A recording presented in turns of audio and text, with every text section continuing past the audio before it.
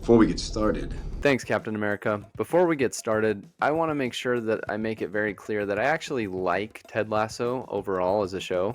It's just so upbeat and positive, how could you really hate it? And maybe one day I'll make another video where I praise this show. But it is not this day! Today, I'm bitching again. I had this idea as I groggily stumbled out of bed and onto the couch to watch the Premier League one Saturday morning, and if I'm visited by the muse of content, who am I to reject her?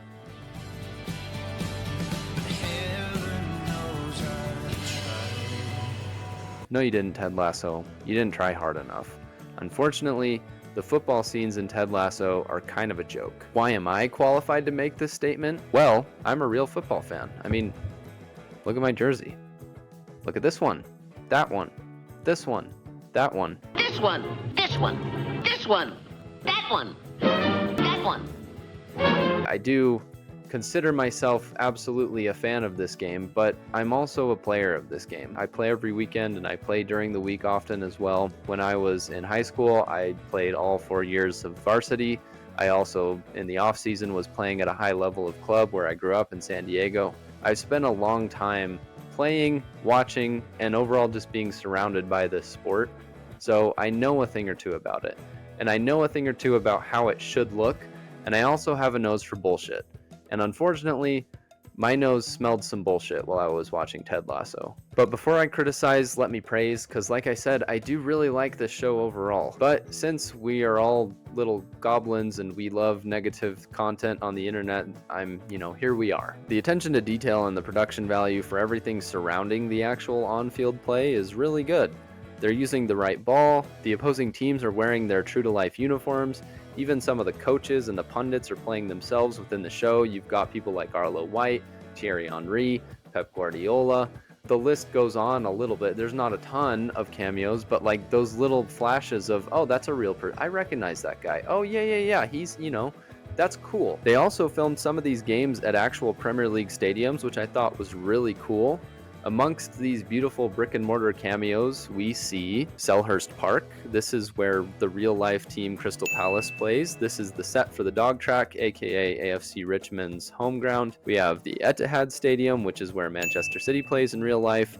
We also have the Emirates Stadium, which is where Arsenal plays. We have the Ajax Arena, which is awesome. And we also have goddamn Wembley Stadium, which is one of the most iconic sporting venues ever in all of sports. Full stop. By the way, I'm using the term full stop instead of period as a little treat for our viewers across the pond, be there any. Also, as another favor to the regiment of rowdy redcoats who may or may not be watching this, you may have noticed I've been using the term football instead of soccer.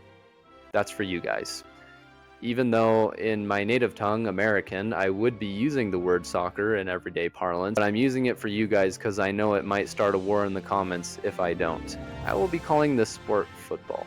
I'll be using words like pitch, maybe even boots, just for you guys, because I want us to all be friends here and agree.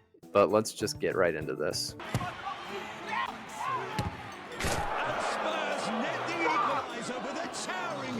The commentator calls that a towering header. It's a simple goal. Tottenham float across into the box. It's not an in-swinger or an out-swinger. It's basically just a driven ball right into the middle. This guy jumps up, gets a header, scores. The goal isn't super problematic by itself because goals like this can be scored in professional leagues, but a commentator would never call that a towering header. Look at the distance between his feet and the ground. That's like 6 inches. He's not towering above anybody. The only reason he's towering above anybody is because he's the only one that jumped. Also, the more that I look at this, the more that it really doesn't make sense. First of all, the commentators would be picking apart how nobody is defending him. Literally, there's no one goal side that's marking him. There's no one in front of him that's marking him. The only player that's close to him is this guy, who you can kind of see from behind. But the only way that he's going to affect this player's ability to jump up and get a header and potentially score is by pushing him in the back, which is a foul, and then you risk giving away a penalty because they're in the box. So he's not going to do that. This defender is ineffectual at this point. And then take a look at all the other Tottenham players that are in the box right here. You've got Mr. Headerman, who scored, but then you've got this guy, and that guy, all of whom are not being marked properly. All three of these guys, it could have scored this goal because the ball could have gone to them and they would have been uncontested. Where is the rest of Richmond's defense? Who set this scene up? Who choreographed this? Nobody's actually defending, and this is not a towering header. And besides that point, the commentators would be roasting Richmond on how they're not defending instead of praising the towering header. So a little bit nitpicky, but that's just to introduce. That's our first one. So let's continue here. And this is like a nitpicky thing, but it's something that you see often throughout this series. This is actually the very first scene in the entire series. So episode 1 it's the pilot. You see some training, you see some nice little flicks, you see Jaime Tart doing a nice Maradona. What the fuck is that shot? That makes, not only is it right to the keeper, it is so slow. It is so slow. I could save that. How is a professional making that shot? If you watch training videos, literally any team, England, Italy, Spain, Germany, lower level, you could watch a championship practice and you would see so much better accuracy from the players in training. They take it seriously. They don't take shots like that. That is savable by my fucking cat could save that shot. Not only is it slow and right down the middle where the goalie is, it's at the perfect height for the keeper to just put his hands up and grab it. That's a catchable, easy goal to save. Hate it.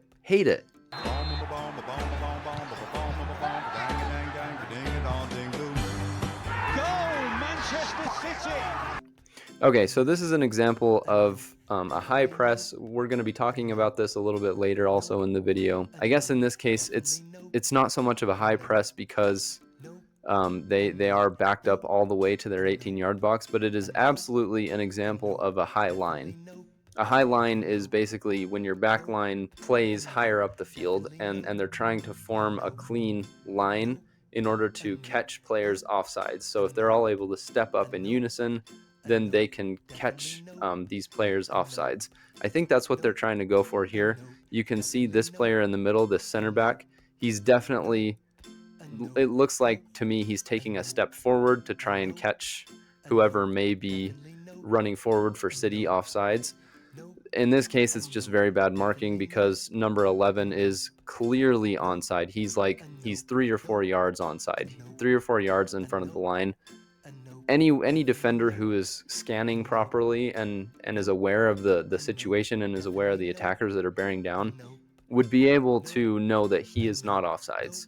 So you're going to see an appeal for offsides when they actually make the pass, but a real defender would know that guy is on and would know that they need to track back and stop him. You see this guy who's very clearly offsides, but I think what he's doing is, I don't know if this is the correct way to use this term, but I would call this ghosting into space because he's sort of in a position where he can't affect the play because he's offsides. Nobody's going to pass it to him. And so Richmond don't have to worry about him because no matter what happens, he's not going to be able to affect the play. But if this ball does get switched out to number 11, which it will be as we'll see again, and number 11 moves forward into the box, in a short amount of time, he will be offsides. And because Richmond was not marking him, he has now ghosted into a scoring position, if that makes sense. That's what I would call that. I don't know if that's exactly how that term is used, but we'll see this happen. So it gets switched out to number 11. Number 7 takes a step inside, and then he's onside and he scores. But this is just really poor marking by Richmond. In this case, it is Richmond's left back who should be in charge of marking number 11. But I don't know what he thinks is going to happen here because he's clearly not watching 11. He's watching the guy who's passing the ball. He is not even close to being in a position to intercept that ball. That ball can be played over him.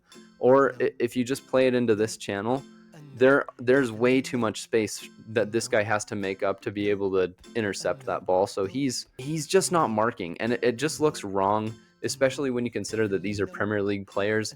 I know Premier League players make mistakes, but this just looks wrong to me. This one is West Ham implementing. So I told you we were going to be talking about high presses. This is an example of West Ham implementing a high press. So kickoff happens. Richmond has the ball. and West Ham are immediately pressuring. Okay, see, do you see how they all sprint forward? So they're trying to congest the space and make it difficult for Richmond to get the ball out of their own half. This is what I would call the modern high press. This is very popular with teams like Barcelona. Bayern Munich did this a couple of seasons back. They still kind of do it now, but definitely Barcelona this season under Hansi Flick. They love to apply this kind of pressure because if you can win the ball back higher up the field, higher up the pitch, you can create chances because you're closer to the other goal. Pretty simple. But in this case, look at how many players West Ham has committed forward. 1, 2, 3, 4, 5, 6, 7, 8, 9. At least 9 players. So that leaves 1 outfield player and the goalie, obviously. There's 11 players on the field at a time. So we don't know where the final outfield player is. If I had to guess, I'd say he's probably on this wing because it looks like there's 3 defenders back here. I would expect there to be a fullback. It's very risky to commit that many numbers forward because, as you can imagine, if your whole team moves one way, where does that leave space? It leaves space in your own half where your team used to be before they did the press.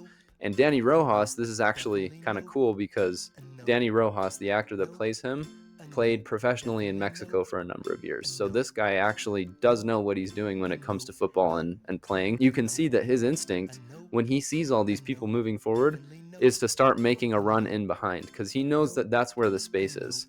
So Jaime receives the ball, right, off the kickoff. You see these players pressing him, and it looks like Jamie's going to do the right thing and play that ball over the top to maybe give Danny a chance to run in behind and maybe even score. But that's not what happens because the choreographer forgot what happened in the previous frame. This, to me, looks like Jaime is about to boot that ball forward and play it over the top and give Danny a chance. And that, honestly, is the only right decision in this scenario because if you look at where his teammates are, he can play it to his center back who's back here, but he's only like 10 yards away from Jaime, and that press is coming fast. So when he plays that ball, he's bought his team maybe a couple of extra seconds before they're getting pressured even further up their own half. He could play it to this guy, but it's the same problem. The guy is way too close. He could play it to his fullback, but again, we're running into the same problem. The press is going this way. It's going towards them. They're going to lose the ball if they continue to play with it in the back. The only right thing for Jaime to do, the only smart thing, is play it long. He's not going to want to dribble in this scenario because he has 3 players converging on him. Even if he makes it past 1, there is a pretty decent chance that someone else will be able to tackle and get the ball loose, and you don't really know what's going to happen at that point if the ball does come loose. The only smart decision is for him to play it long, which it looks like he's about to do. But if we let the scene continue, Jaime has lost the ball somehow, even though he was basically mid-swing playing it to Danny, and then they win the ball back. West Ham wins the ball back, and they score. Just weird. Like it looked like Jaime was going to play that long. Danny Rojas was making the run. That was the correct move. And then in the very next frame, something else happens. I don't know. Weird. Let's go ahead. I hope I don't have to explain why that wouldn't be a goal in real life. You know, they say practice like you want to play. And from that earlier clip where Jaime hit that absolute meatball right to the goalkeeper, apparently he's at least practicing the same way as he plays because he cuts inside, he creates a good scoring opportunity for himself, takes the shot. That ball is moving at like 15 miles per hour. No way a professional goalkeeper doesn't save that. There's no way. There's no way. A goalie is saving that. I'm sorry. That's horseshit. Just do another take, you know? Jaime, that was really great. Let's do another one, but really try and put that ball in the corner. It can be slow and go into the corner. Goals like that happen because they're that well placed. But one thing that it can't be is slow and not in the corner. That's getting saved every time in the Premier League. Every time! This would not happen. And the benefit of the way that they film these football scenes is they cut so many goddamn times that it's not a big deal. We don't need to redo the entire sequence, Jaime. We can just do the part where you're taking the shot because that's how we like to cut this show up anyways. So just do another take of that one part. Get it in the corner. Put it in the corner. Make it look real. This doesn't look real. Okay, so here we go. We have Richmond lining up like it's American football. And that's clearly a nod to Ted Lasso being a former football coach. This, it's cute. It's funny. It makes zero sense in context, because if I were Manchester City and I saw Richmond lining up like this, I would say to myself, well, they're all stupidly on the same line. Not only are they on the same line, they're all right next to each other. You're not allowed to grapple and tackle in European football like you are in American football. So it makes no sense to create a scrum like that. So for Richmond to do this is just so disadvantageous tactically that it blows my mind that City would defend them like this. Look how many City players we've got. There's 1, 2, 3, 4, 5, 6, 7, 8. You can see the hand of number 9. Maybe that's the ref. I don't know. It's 8 or 9 players that decide, oh my gosh, what are they doing? Let's all bunch up right next to them as if this were an American football game. Why in f***'s name would you do that? Not only is your back turned, so it's going to be harder for you to wheel around and catch up with these wide receivers, I'm going to call them wide receivers, that are lining up over here, but because you're pushed so far forward, they are getting past you just like that. All you need to do is keep your regular positions. How is Richmond going to hurt you like this? How? They're not going to hurt you like this. So why are you responding like this? Pep Guardiola would fucking pop a blood vessel if his team reacted like this in real life. It makes no sense for City to be baited into this. And I get it. I get it. It's a nod to Ted Lasso being an American football coach and the joining of the worlds in a way. That's fine. That's cute. Come up with a better way to do it, because this makes no goddamn sense. Let's let the clip play out, because you know where this is going. You know it's gonna work. Of course it's gonna work, even if it makes no. There's Sam Obisanya switching positions, just like a wide receiver. By the way, you need to take free kicks quickly in football. You don't get 30 seconds like this, like you do in American football. Okay, here now they're doing the haka. And then they all spread out. Manchester City is still bunched up, and then all of a sudden they're somehow spread out again. This doesn't make any sense. It's just lazy. It's just nobody choreographed this. This looks awful. And then Sam gets the ball. Danny Rojas is running through, and Sam crosses the ball from the top of the box. Somehow Danny Rojas is completely unmarked. Not only is he unmarked, he takes the extraordinarily risky option to scissor kick it instead of just, he has so much time and space, no one's on him. Just take a touch, take it down, and then hit it on a half volley. Or you can even hit it on a full volley, but a full volley is much easier when you've stopped the ball and it's falling from your chest. You can track it much more easily. You know exactly how far it's falling from. It's way harder to do what he did. Whatever. I'm done with this clip. Let's move on. I understand that this show is marketed towards a broader audience, but it was football fans that made this show possible, because when NBC bought the rights to the Premier League, they hired Jason Sudeikis to play this wacky character, this American football coach who comes over and takes over Tottenham Hotspur, and it was called Ted Lasso. That's where this show came from. It came from a spoof video that NBC created when they bought the rights to the Premier League. The only people that would have seen that video were people like me that watch the Premier League. We've been fans of that video since NBC bought the rights. That was like back in the 2010s at some point. So the fact that they're putting such little effort into making this feel authentic as a football show is very disappointing, because it's football fans that made this show possible in the first place. Circle them up, have them put on their pads, and let's start playing for real. They're wearing their pads, coach.